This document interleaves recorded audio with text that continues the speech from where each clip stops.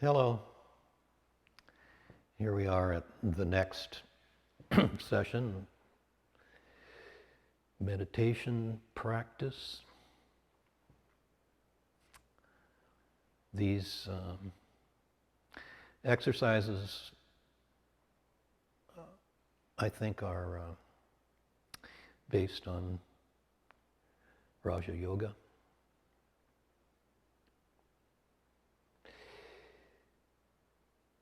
And we start each session by relaxing the physical body as much as we possibly can, because we store our mental tensions in the body. And when the body is tense, our minds are tense. And we don't have much facility with, or a lot of facility, working the other way around from the mind to the body. I mean, we can say, relax, but it often doesn't, we could say we don't mean it. We don't know how to get from there to there, although there is no space there. So this gives us the advantage of starting with the body itself and the attention that the mind can direct to the body is a indispensable, and you could say the basic tool for learning about who we truly are. So, as I've described before, and those of you that have done this before know already, we can picture the body as though it is a vessel filled with some form of liquid. And we can have a sensation of the entire body sitting here as though right up to the top of the scalp there is a level. We're going to call it liquid. We're going to let it slowly lower in the body as we go through the steps. So, with this level of fluid at the very top of the skull, I place my attention on physical sensations at the top of the skull. I don't need descriptors other than temperature, maybe a little muscle tension, movement of air in and around the top of the scalp. If you are very sensitive, noticing the flow of the blood, any little nerve ending twitches, ticks, all sensations, all occurring without definition, no words particularly corresponding. So we drop below thought, we drop below feeling, emotion, we drop down to the basic physicality, the sensation. And I notice around the top of the skull. Not a place I pay a lot of attention to normally, but the levels of the liquid starts to drop. And it moves down, countering the temples, the muscles in and around the eyebrows,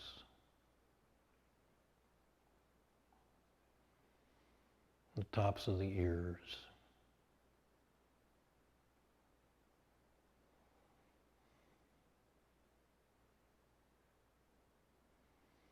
and the back of the skull just above the ear. And as we move into this, the mind starts to quiet. It doesn't have anything else to do but this attention that it's giving to the body at this point. The level drops down to the eyebrows, a little lower on the ear. I might start to feel a little tension around the eyes. It likes to lurk there. So I just let it drain out. You could say, if you have any experience in yoga or not, that you could breathe that tension out.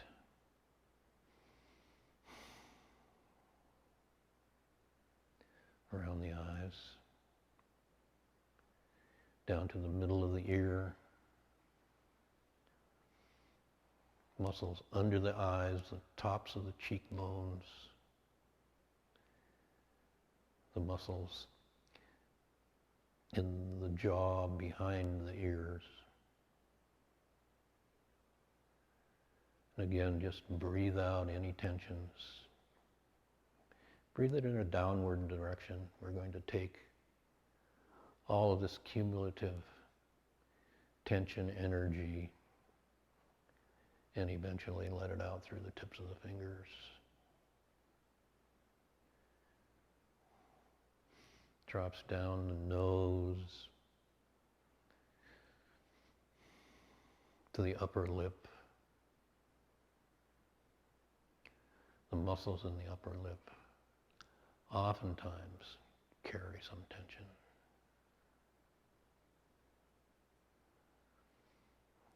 This might be a getting to know yourself in a way you've never known before,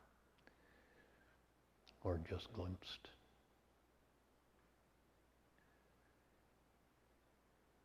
The jaw is a real repository of attention. So you can come at it from underneath. Let the jaw hang slack. Let the tongue lie on the bottom of the mouth.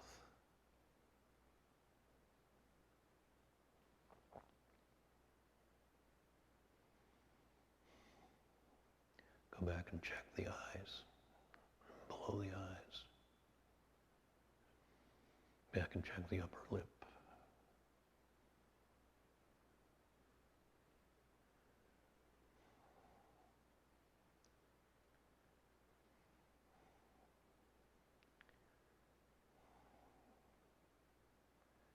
Is the whole of your attention on your body, on the sensations.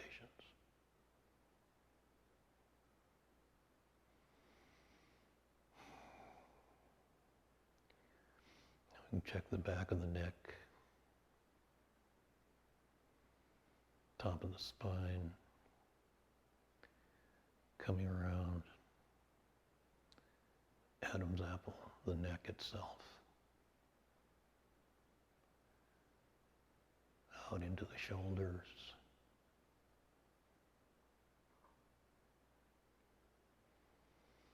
And then both arms as one, moving down into the shoulder joint,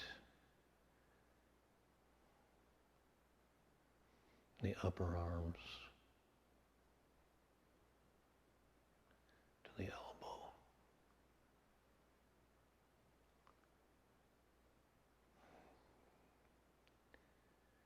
If your hands are resting on your thighs, you can feel the weight of the hands on the thighs where they're pressing.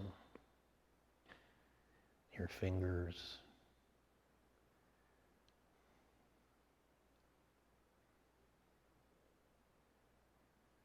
You can allow now, take a breath, and from the top of the scalp to the tips of the fingers. Just let that liquid energy run out the tips of the fingers in one breath. Going through all the parts.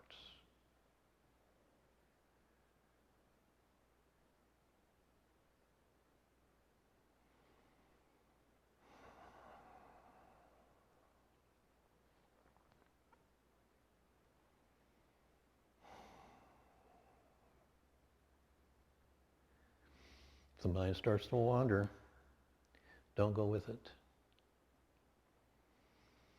Take a breath, come back to sensation. Don't start a fight with the mind. If it wants to ramble, just let it, but bring all that you can back to sensation.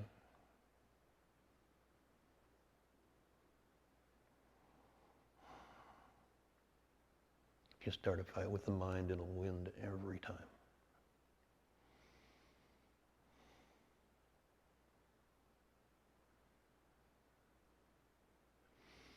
Okay. Take a breath. Back to the top of the chest with our attention. Moving down to Adam's apple, scapula,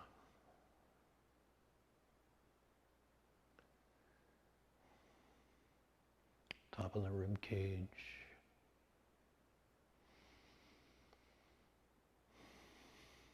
Sense the diaphragm, the lungs, nestled on top of the pelvis, all of our organs.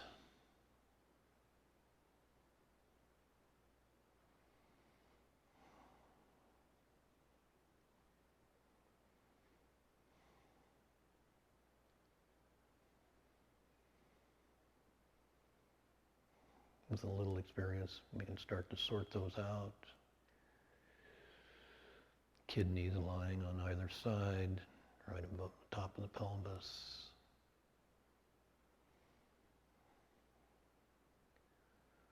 Stomach, moving down the pelvis. Sexual organs, the intestines.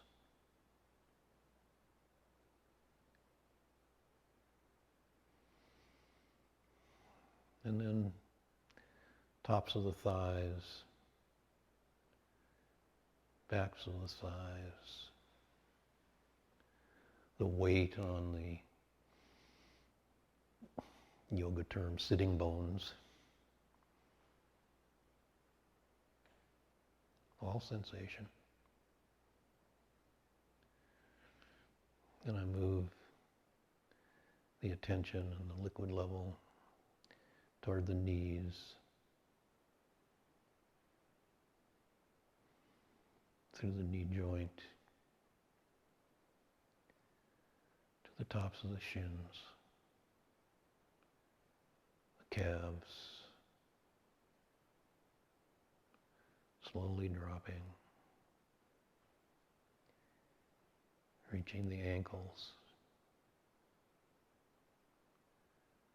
heel, instep of the foot, top of the foot, toes. Then I can take a breath.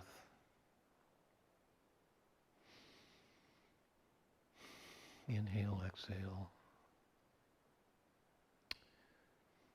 And then when we inhale again, we return to the top of the skull. And exhale all of this tension that we've been looking at out through the tips of the fingers and the tips of the toes.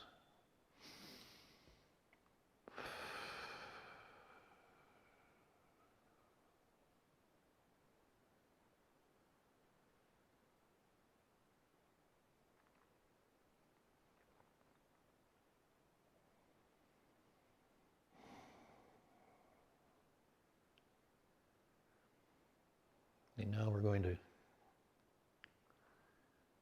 ramp up this work a little bit.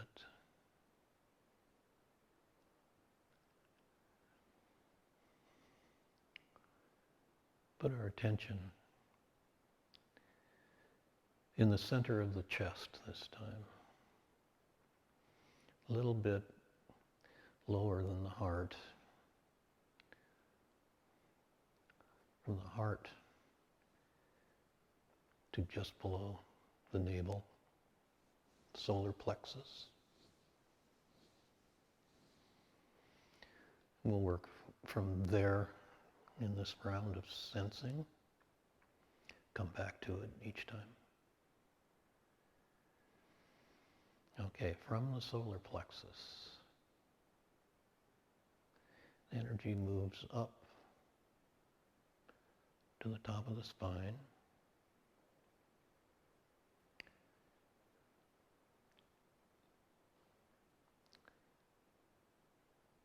And the attention fills the right arm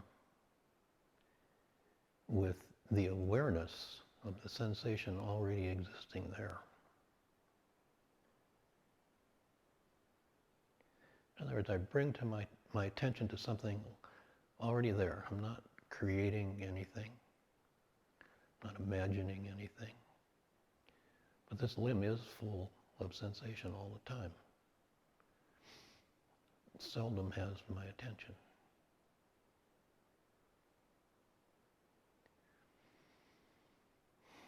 And I can take another breath and kind of reload.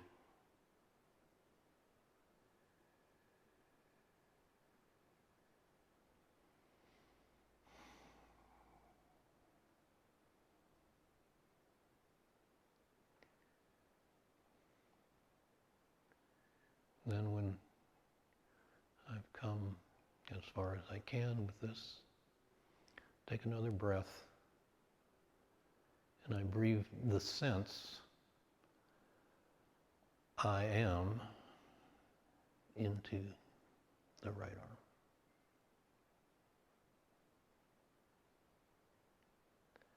Sit with that for a moment. Don't be concerned if there's other sensations appearing. There will be, it's all there. This is a practice of learning to focus the attention on the one limb. And it takes practice.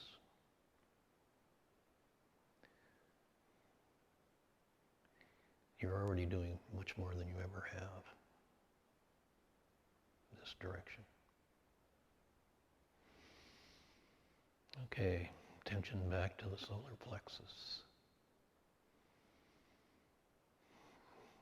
Meaning, of course, the sensation arising, always there in that part of the body.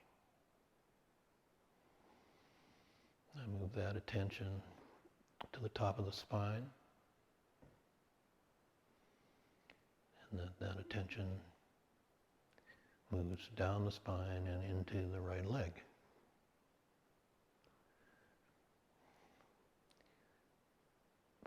Floodlighting the sensation in the right leg.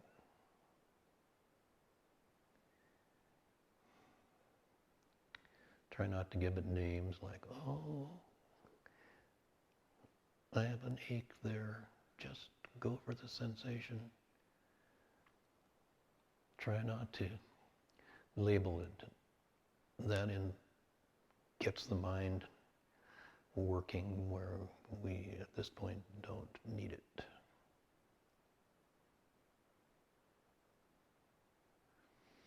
So I'm filling the right leg with sensation.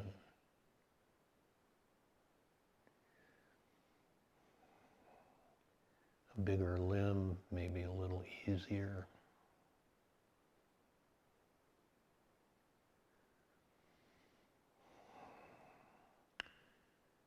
Feel your foot resting, the weight on the floor.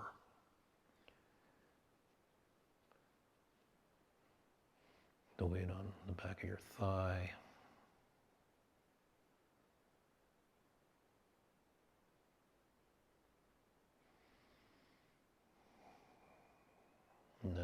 done what you can.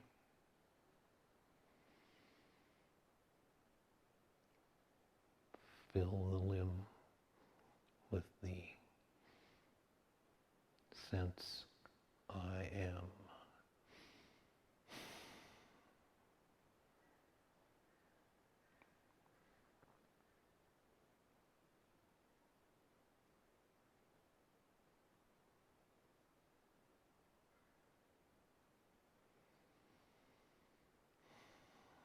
And returning to the solar plexus.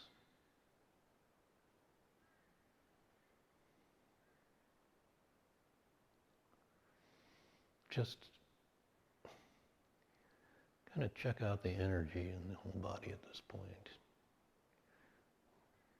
Minimize descriptors, just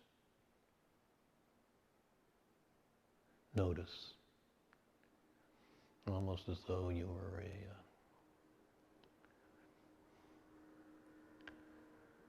a camera just looking.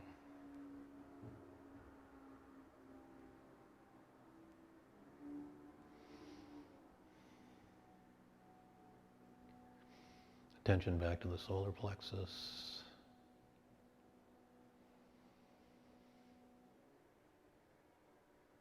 Then out into the left leg, filling that leg with the awareness of the sensation that's always there.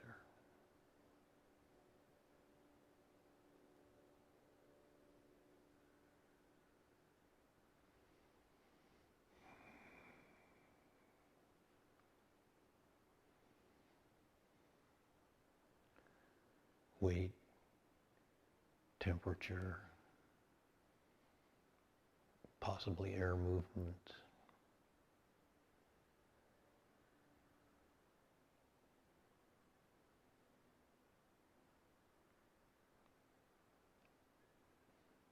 This is what we had before we learned words, before the mind became the primary active part.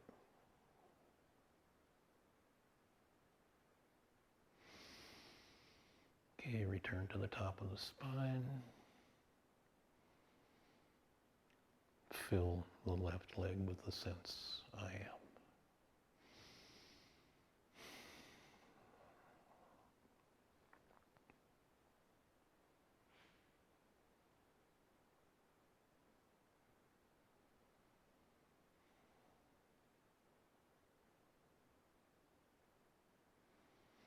Attention back to the solar plexus.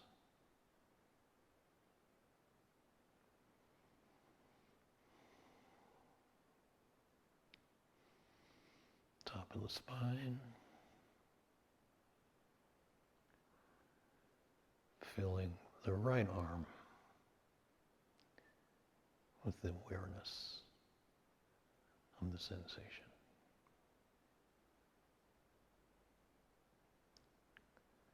Weight, temperature, blood flow,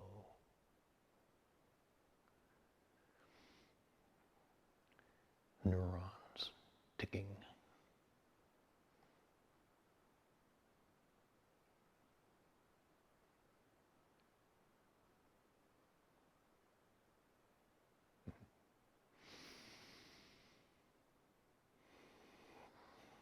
Attention back to the top of the spine. And breathe the sense I am into the right arm.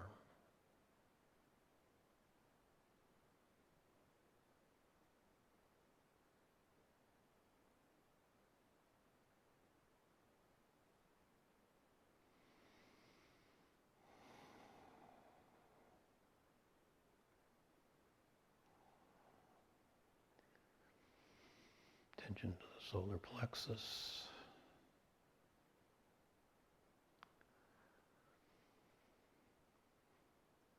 Inhale, exhale.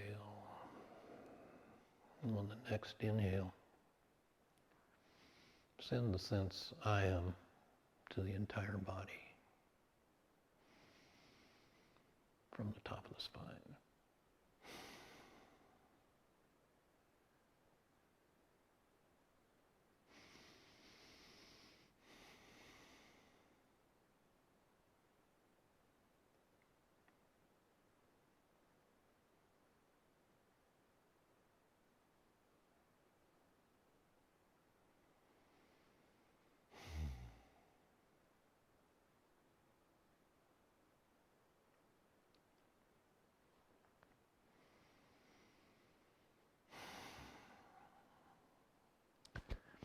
Thank you.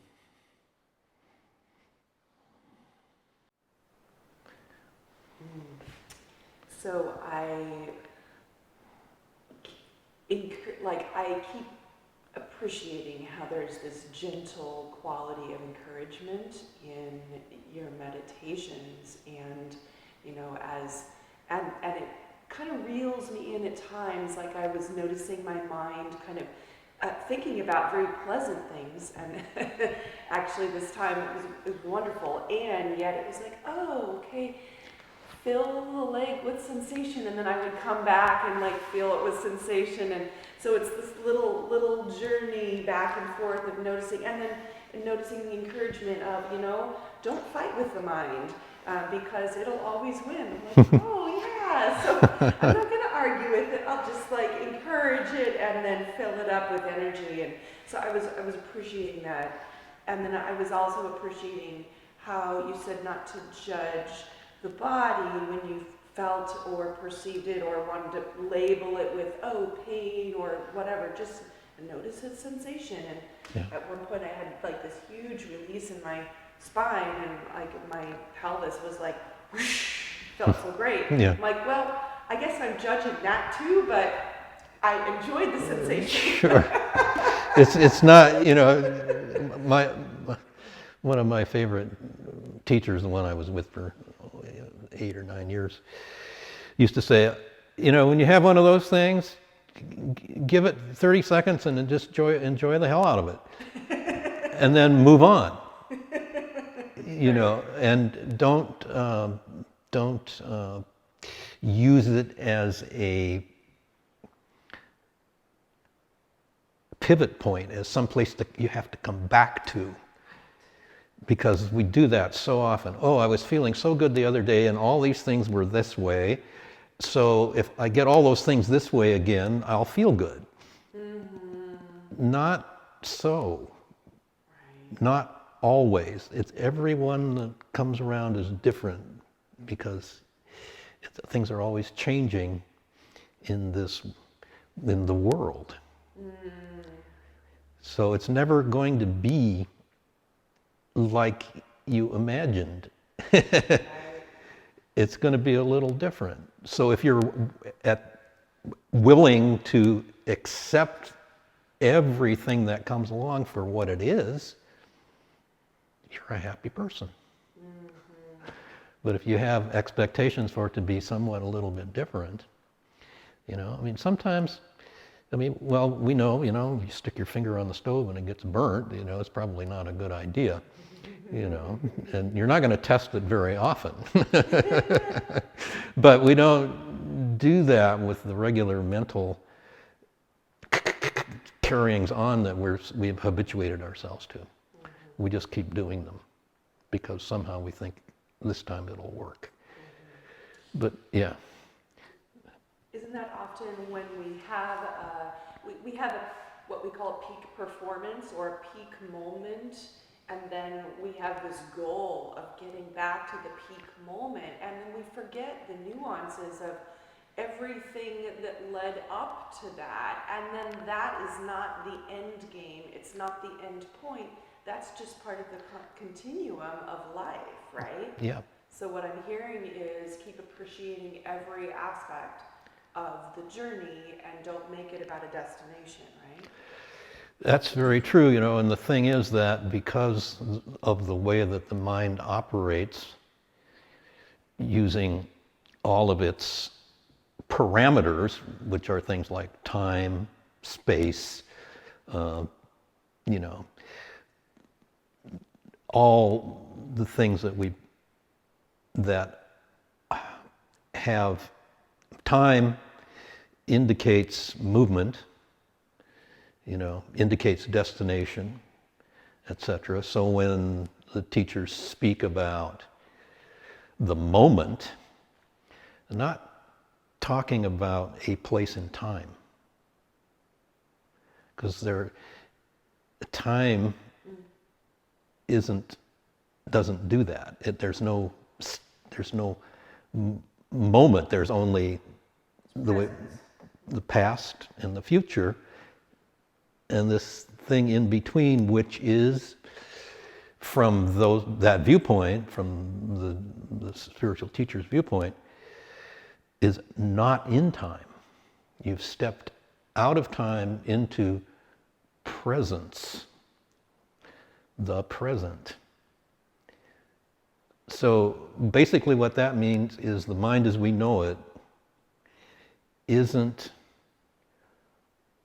working, or we are not giving it the attention to pull us back into this idea of time. There's something else that can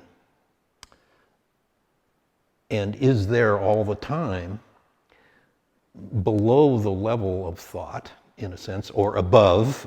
It actually, it is awareness itself without a name, not the awareness of something, but awareness of awareness, which lies in this very simple exercise we do, where we allow the thought, associations, etc., all the things that we've learned in the world, which are seemingly important in the world. However, if one were to pursue this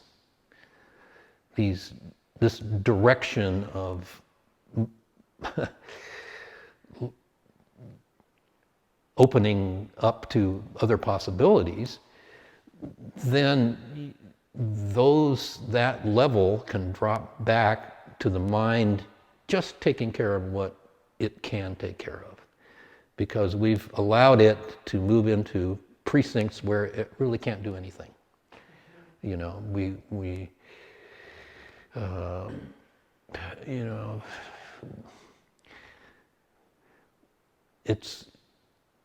It's the way that we deal with all of these things, problems, etc., etc., etc., which if we start digging around into those beliefs that we hold about all of that sort of thing, and we'll start to see that they are beliefs, that the thoughts we have are not alive, sentient things, that must be obeyed.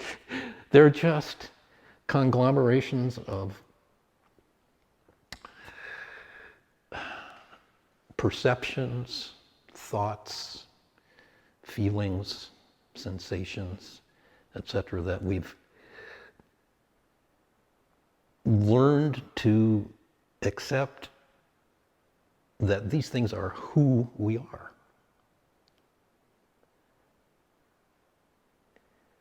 And there's more to the story than that.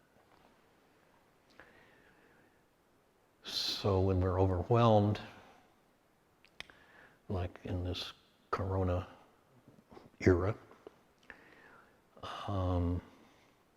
if we can step outside of our beliefs for a moment by taking in something that might not be in our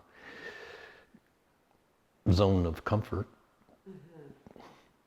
then we can start to have a larger picture of what is possibly going on. And we can start to enlarge the area of what's acceptable and what isn't. That's the because that's, the world gives us all of these perceptions, concepts, a map of our life is given, one's parents, they have expectations, et cetera, and, you spend your entire youth and, early adulthood, maybe not consciously fulfilling those, but, moving down that line. So you don't have much of an idea of actually who, it's so structured, and we don't see it that way. It's just, we see it as the way it is. And not necessarily.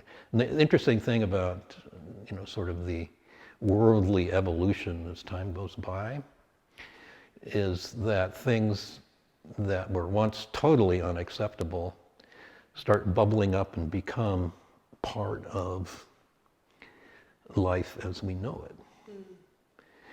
And, it's just an indication, in these kind of teachings, the word, the teachings that I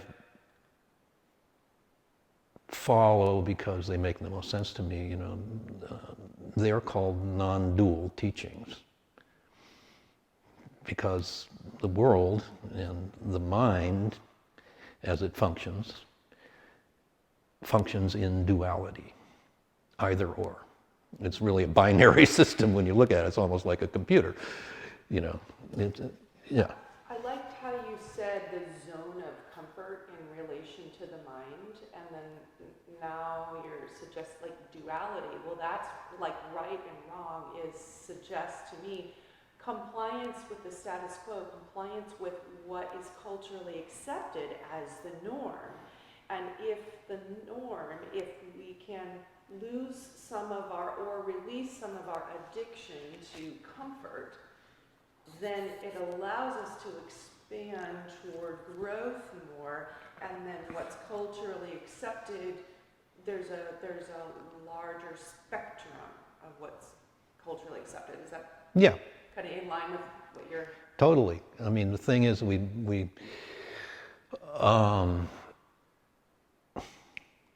trying to think of no story, but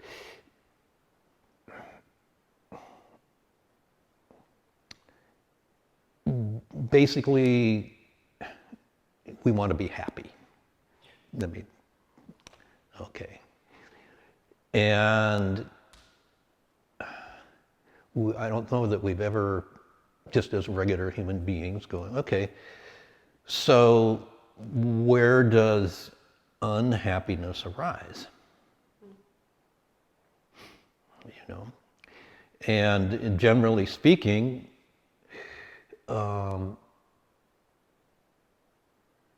we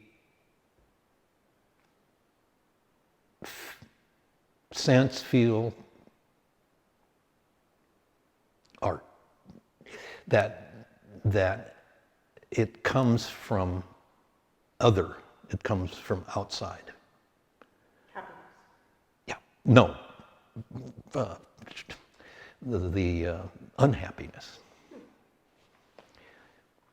That it comes from the world, the coronavirus is making me unhappy.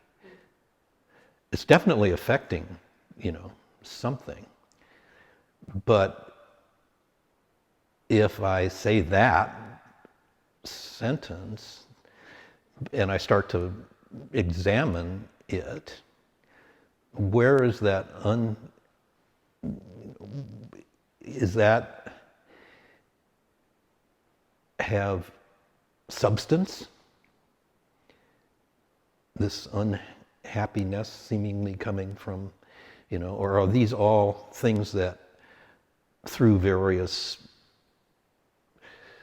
inputs are creating perceptions about this virus thing? And again, there you read and hear things in the paper or on the news or whatever, and there are some people saying this is an opportunity to do exactly what we were talking about a few moments ago, to stretch our perceptions about what things are in order to be happier with what is happening.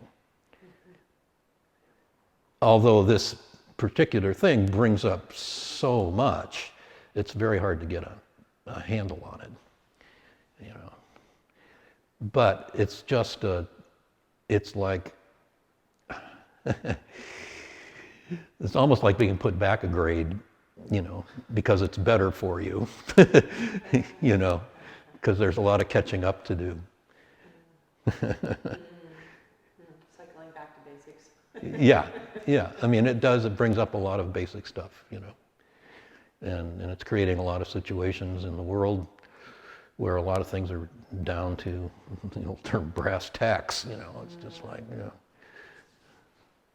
it's fascinating. Can you say anything about bridging the gap between willingness to be present with sensation, be present with the essence of what we're becoming aware of, and yet also that human desire for seeking or wanting to feel happy, wanting to raise the baseline, if you will, on our sense of well-being and our happiness, because I think that that's a natural human inclination, and I don't think it's a bad goal, right? Not at all. No, I think that everything that's happening in the world as the world is gives us food for change. If we were to look at it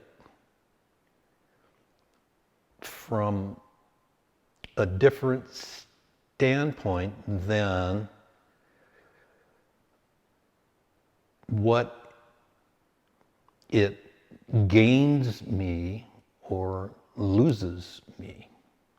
That's often the way that we look at things, What can I get from this?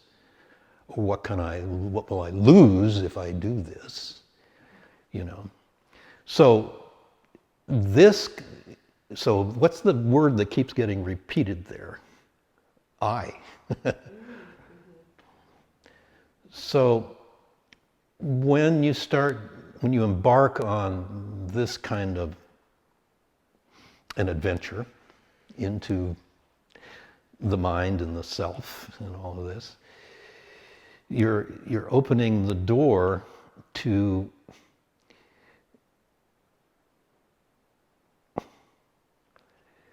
I love this word. You're opening the door to in respect to yourself. And the word respect means to look again.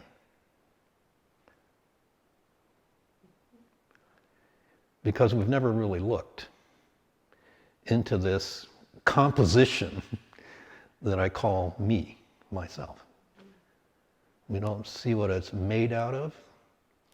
We don't see how it functions totally at all. So the connection, those desires arise from the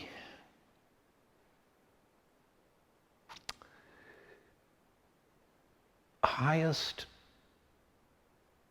things that are in us as sentient beings that have been masked by the wants and needs of everyday life.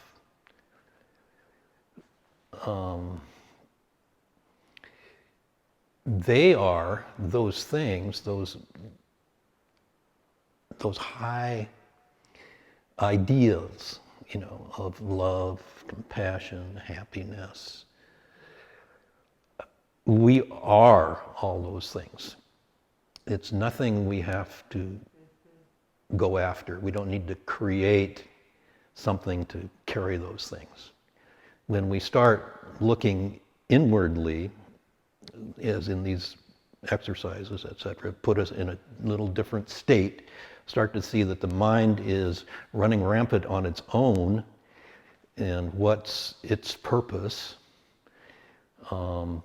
start to look more deeply at things like that, then we can settle into this absolute knowledge that we are all the things that we strive to be. And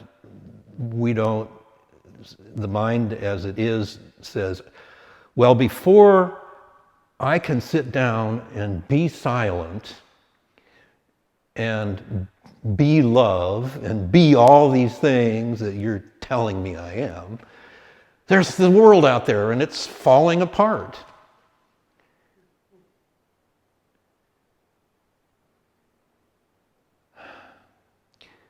My sense is it's going to keep falling apart unless we get to that place where we see that we are all of those things. Because that's the result. The world is the result. And this is, I'm just going to say this, it's of minds running amok.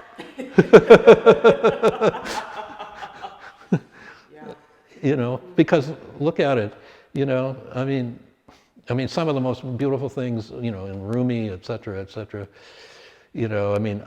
so does a tree wake up in the morning and say, oh, I got to put out a new leaf today, over here? Does a flower popping up out of the ground saying, oh my God, it's almost 10 o'clock and I should be blooming by now?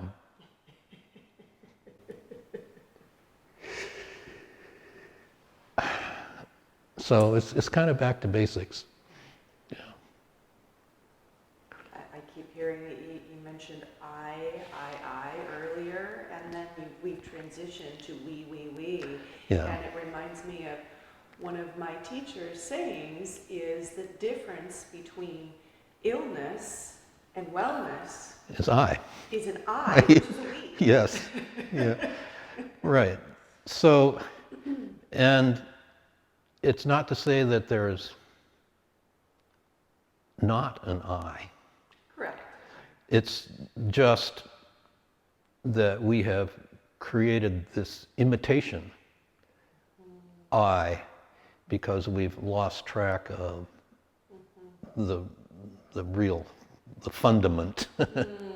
Yeah, I was noticing some of the, I don't spend much time scrolling on Facebook posts, particularly around this COVID situation, but I looked at some last night and the night before, and I was flabbergasted on how many posts are about I, and divisive, and separation, and let's, display our stickers about the Oregon coast because we want to, all of this stuff about this is where I'm at and you're separate. Yeah. And the truth is we are all in this together. And exactly. We will rise or fall. And as the tides rise, all boats rise together, right? Yeah. So this is duality at work, and it's the world, and those that have a desire to move upward and outward and understand how duality functions, move away from separation. That there is just one. There is just the one consciousness, this awareness that we drop into when we work with sensation as a very basic thing. But, we wouldn't speak words if we didn't know languages or alphabets or things. So these basic exercises give us alphabets to build a language that we can start to talk about things that are never talked about.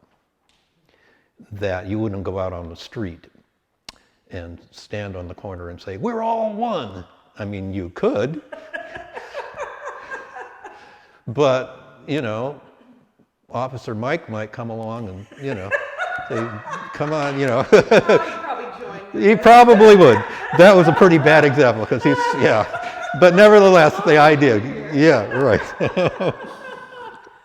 But it's the world is on the one hand, something like this COVID thing is making it more ready. Awakening is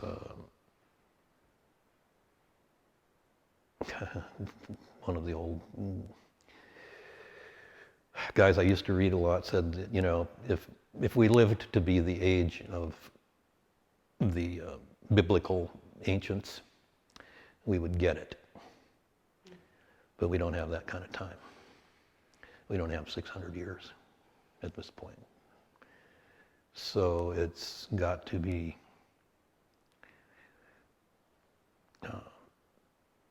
if it's wanted, if this kind of growth is something that you feel like this is the only direction I can go.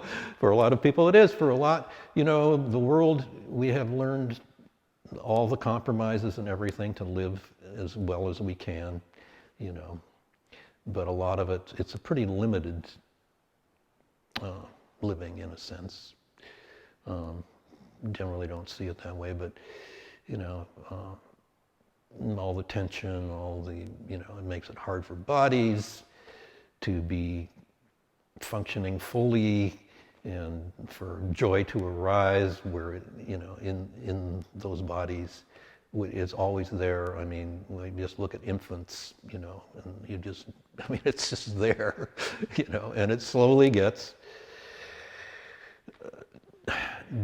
distracted, dissipated in a sense, and then at some point we don't even know how we got from there to here. And so, if in your existence you're drawn to things like this, follow your heart into those things. Yeah. Because that's what'll get you there. Yeah, one of the biblical things I was actually thinking about this morning, thought alone will not add 1 cubit to your height.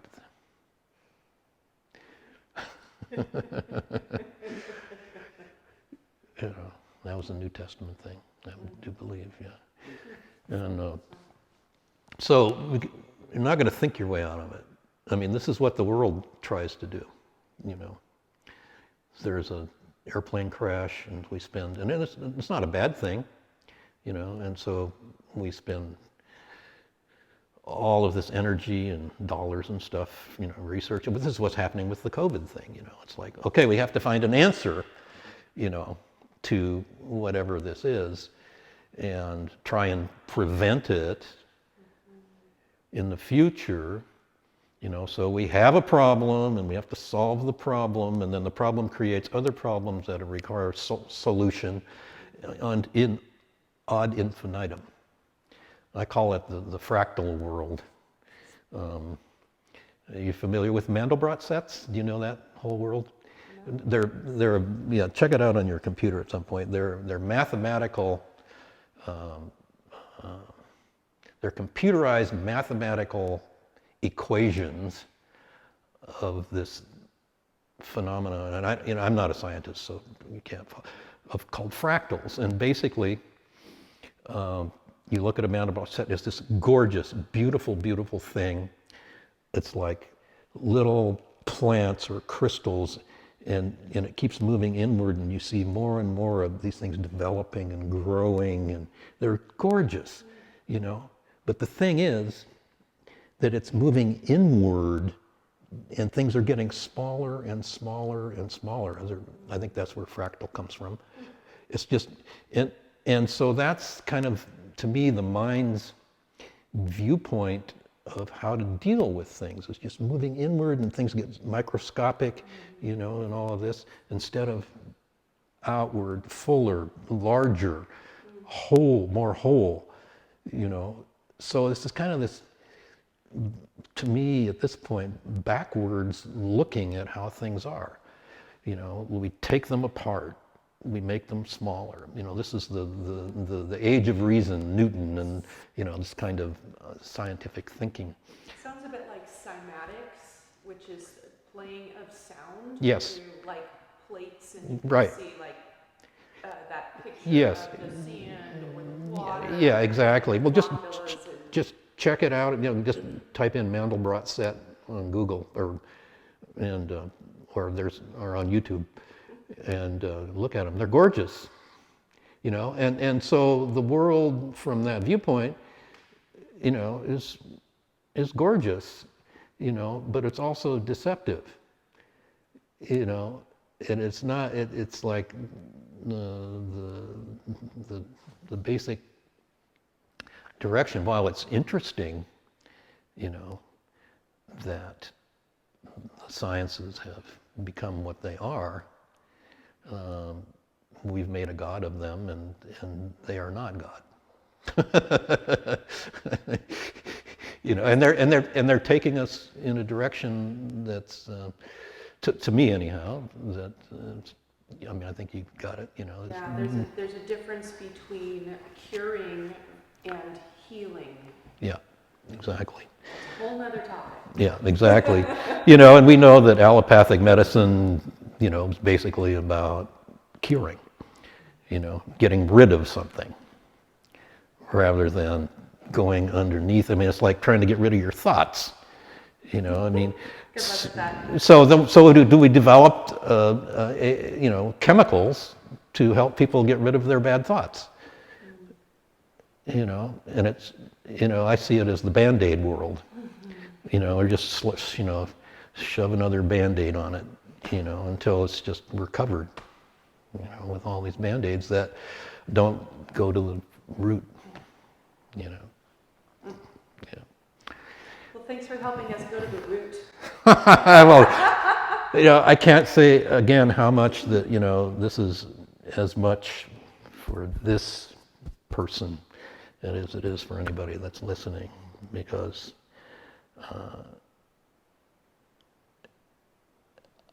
I need a place to understand it myself, and speaking it out gives me that. Mm-hmm. So without there is no other. It's just. Well, both the I and the we are important, and the we includes the multiple I's. So Yeah. we're all in this together. Yeah. Thanks, Bob. Thank you, Dawn.